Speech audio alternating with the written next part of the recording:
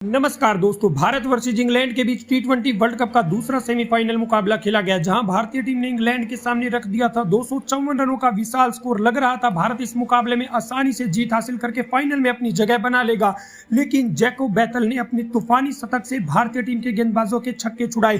पूरी तरीके से इंग्लैंड आखिरी ओवर तक इस मुकाबले में बना रहा, लेकिन अंत में इस रोमांचक मुकाबले में इस टीम ने जीत हासिल करके फाइनल में अपनी जगह बनाई। तो क्या है इस मैच का पूरा हाईलाइट्स बताएंगे दोस्तों आपको हमारी इस वीडियो में। लेकिन दोस्तों, अगर आप भी भारतीय टीम के बहुत बड़े फैन हैं तो इस वीडियो को एक दिल से लाइक और चैनल को सब्सक्राइब कर लीजिएगा। वीडियो का लाइक टारगेट केवल 500 लाइक्स है। दोस्तों, आज टी20 वर्ल्ड कप के दूसरे सेमीफाइनल मुकाबले में भारत और इंग्लैंड आमने सामने थी, जहां पर इंग्लैंड की टीम ने टॉस जीतकर पहले गेंदबाजी करने का फैसला किया।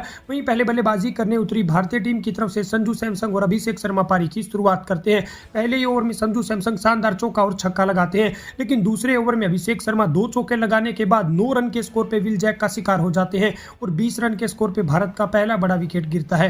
फिर उसके बाद सैमसंग का साथ निभाने ईशान किशन आते हैं और इन दोनों बल्लेबाजों के बीच भी बेहतरीन पार्टनरशिप होती है। एक छोर पर संजू सैमसंग चौके छक्के लगा रहे थे, दूसरे छोर पर ईशान किशन भी रुकने का नाम नहीं ले रहे थे। दोनों ही बल्लेबाज 200 प्लस की स्ट्राइक रेट से रन बना रहे थे और पावर प्ले में भारतीय टीम ने 60 प्लस का स्कोर बना लिया था। दोनों बल्लेबाजों के बीच 50 रनों की पार्टनरशिप भी पूरी होती है। सैमसंग शानदार छक्का लगाकर 26 गेंदों पर अपना शतक भी पूरा करते हैं और दोनों बल्लेबाज यहां से भारतीय टीम के स्कोर को 100 रनों के पार भी पहुंचा चुके थे।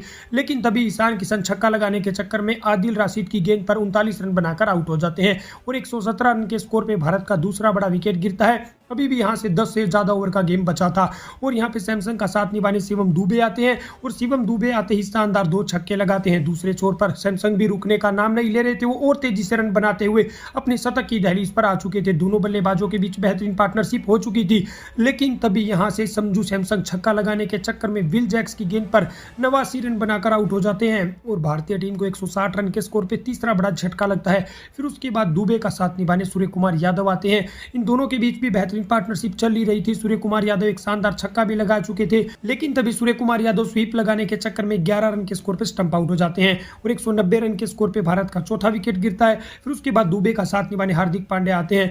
दुबे एक छोर पर अपने अर्धशतक की दहलीज पर थे और वो शानदार छक्का भी लगा चुके थे, लेकिन तभी हार्दिक पांड्या 18वें ओवर में रन लेने के चक्कर में दुबे को 43 रन के स्कोर पे आउट करा देते हैं और भारतीय टीम को 212 रन के स्कोर पे 5वां बड़ा झटका लगता है। फिर उसके बाद पांड्या का साथ निभाने तिलक वर्मा आते हैं और तिलक वर्मा आते ही शानदार बैक टू बैक 3 छक्के लगाते हैं और पूरी तरीके से यहां पे भारतीय टीम 250 रनों के करीब पहुंच चुकी थी, लेकिन तभी तिलक वर्मा 21 रन के स्कोर पे बोल्ड हो जाते हैं। फिर उसके बाद हार्दिक पांड्या भी 27 रन बनाकर आखिरी ओवर में रन आउट हो जाते हैं और 20 ओवर में भारतीय टीम 253 रन 7 विकेट के नुकसान पर बनाती है।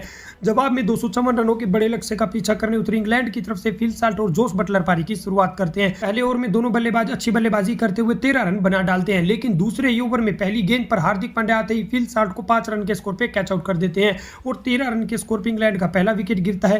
फिर उसके बाद बटलर का साथ निभाने हैरी ब्रुक्स आते हैं। ब्रुक्स आते ही शानदार चौका लगाते हैं। दूसरे छोर पर बटलर भी शानदार चौका और छक्का लगा चुके थे, लेकिन तभी हैरी ब्रुक्स जसप्रीत बुमराह की पहली ही गेंद पर 7 रन बनाकर आउट हो जाते हैं और 38 रन के स्कोर पे 5वें ओवर की पहली गेंद पर इंग्लैंड का दूसरा बड़ा विकेट गिरता है।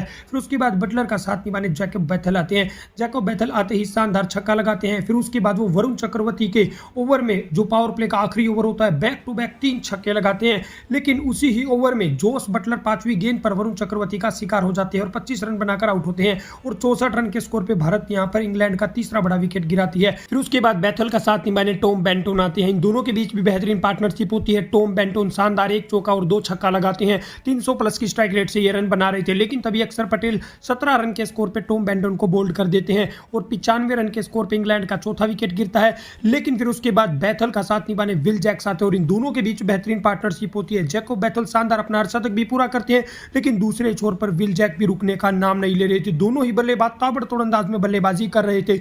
एक छोर पर जैकोब बैथल 74 रन बनाकर खेल रहे थे, वहीं दूसरे छोर पर अर्शदीप सिंह यहां पे अपने 14वें ओवर की आखिरी गेंद पर 35 रन के स्कोर पे विल जैक्स को कैच आउट करवा देते हैं। यहां पे अक्षर पटेल बेहतरीन कैच पकड़ते हैं, जिस वजह से इंग्लैंड की टीम को 172 रन के स्कोर पे 5वां बड़ा झटका लगता है। अब आखिरी 36 गेंदों पे इंग्लैंड की टीम को जीत के लिए 82 रनों की जरूरत थी, लेकिन यहां से मुकाबला और ज्यादा रोमांचक हो जाता है, क्योंकि क्योंकि जैकोब बैथल रुकने का नाम ही नहीं ले रहे थे। वो शतक की दहलीज पर आ चुके थे और 220 के स्ट्राइक रेट से खेल रहे थे। 43 गेंदों पे 95 रन बनाकर वो भी क्रीज पर डटे हुए थे और सैम करन उनका साथ निभा रहे थे। आखिरी 14 गेंदों पर इंग्लैंड की टीम को जीत के लिए 41 रनों की जरूरत थी, लेकिन अंत में इस रोमांचक मुकाबले में जसप्रीत बुमराह की बेहतरीन गेंदबाजी की वजह से भारत में आखिरी ओवर में इस मुकाबले में जीत दर्ज कर ली।